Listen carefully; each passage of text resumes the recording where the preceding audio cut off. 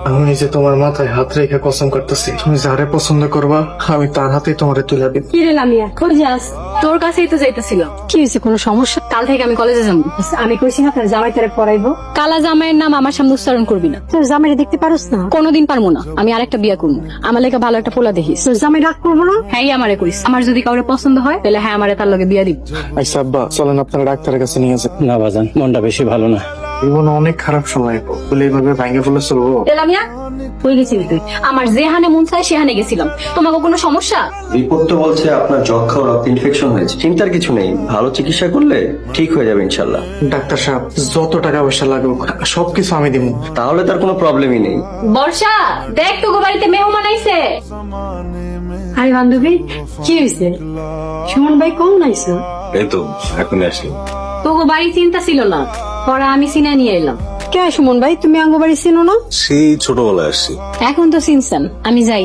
আব্বা, তুমি আর চিন্তা করো না, তুমি এখন সুস্থ হয়ে যাইবা। আপা, তুমি কই গেছিলা?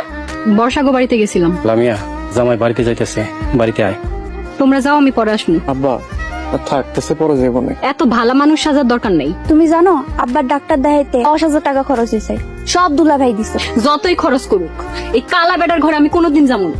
তুমি ওর কথা কিছু মনে করো না। আরে না না আব্বা, আমি কিছু মনে করিনি। ইস, লাডারে যদি আমার জীবন সঙ্গী হিসেবে পাইতাম, এই জীবন আর কিছু চাইতাম না। আমার নাম লামিয়া। আমার নাম সুমন। যার সুন্দর মন তার নাম সুমন।